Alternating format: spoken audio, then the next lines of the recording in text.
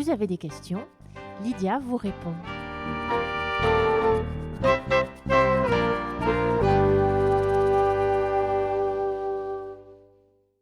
J'ai une grande famille au niveau des parents, oncles et tantes, mais on ne se voit jamais, car je suis isolée dans les Hautes-Alpes françaises. J'ai mon oncle et tante qui développent tous les deux un cancer grave, et je ne sais pas comment leur dire mon affection, car c'est une famille spéciale qui ne se disait pas les ressentiments, ou peu ou mal. Enfin, je me trouve assez bloquée. Peux-tu me donner un conseil?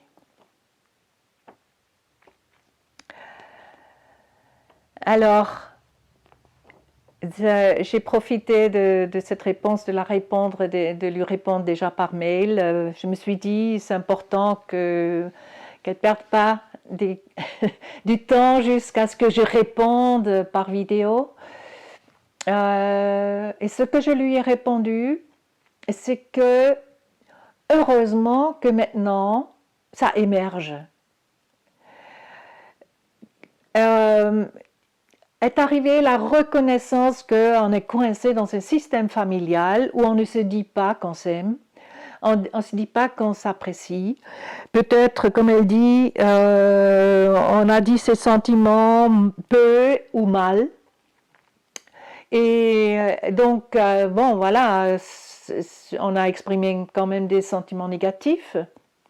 Que là, elle sent maintenant un besoin de dire les choses sous la forme positive, ce qui n'a pas eu lieu. Et c'est comme ça, il y a des familles qui sont coincées, où on ne se dit jamais les choses positives, seulement toujours ce qui ne va pas. Donc, c'est très bien que maintenant est venu le moment, et la question le prouve, qu'il y a un besoin d'aller au-delà de ça, de casser le carcan de ce système familial. Eh bien, il faut toujours quelqu'un qui ait le courage d'aller plus loin. Et c'est celle à qui est demandé de faire ce pas.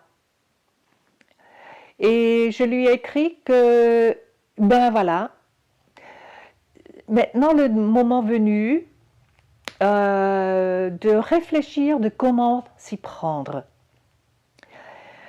Je me suis dit que quand on n'a jamais dit verbalement face à l'autre, c'est un peu trop difficile de le faire là de but en blanc, parce qu'on est très maladroit, on n'a pas l'habitude.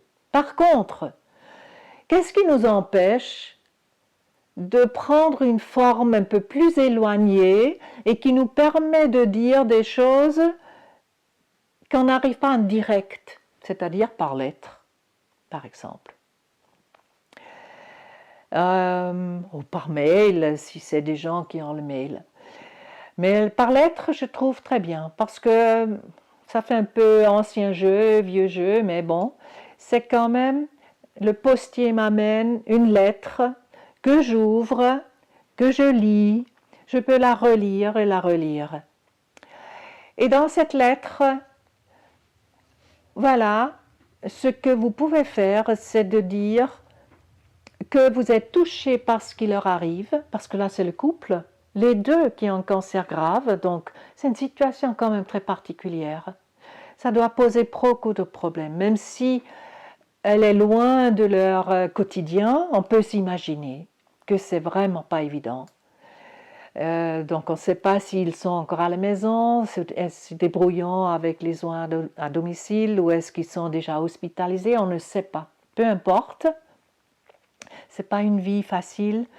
Donc déjà reconnaître, je suis touchée, ça me fait quelque chose, de savoir que vous passez par cette épreuve, et ça les deux.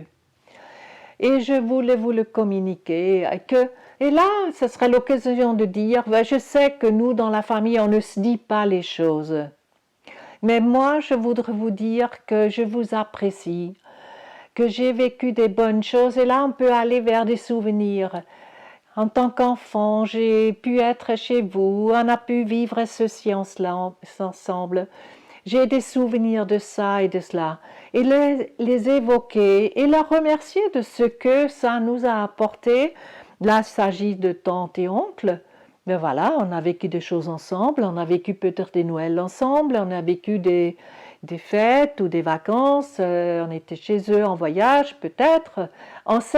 Ce sont des situations à révoquer parce qu'elles sont communes.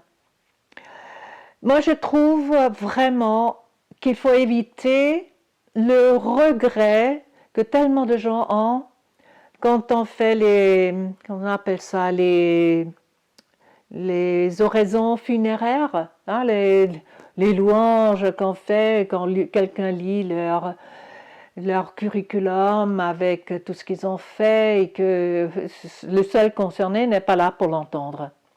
Donc voilà, ce regret de ne pas l'avoir dit à temps, de son vivant, vous allez l'éviter en lui écrivant.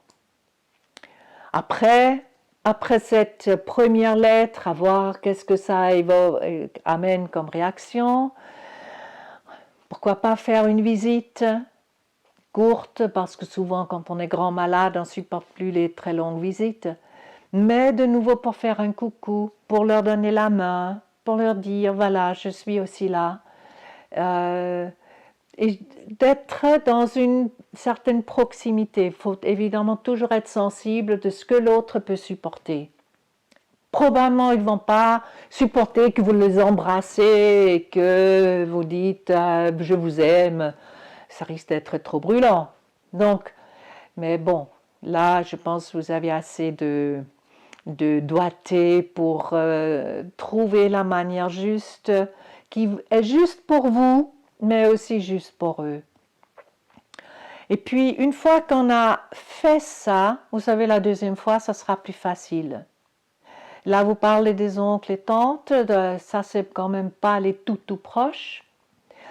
Après, il y a les parents qui sont quand même plus proches, etc. On a des êtres qui sont plus proches et plus qu'on le fait, plus ça devient quelque chose de naturel de le faire. Et bienfaisant, parce qu'en le faisant, on se fait cadeau à soi-même de pouvoir faire ce geste. Tout ce qu'on donne, ça nous revient. Voilà, alors allez-y.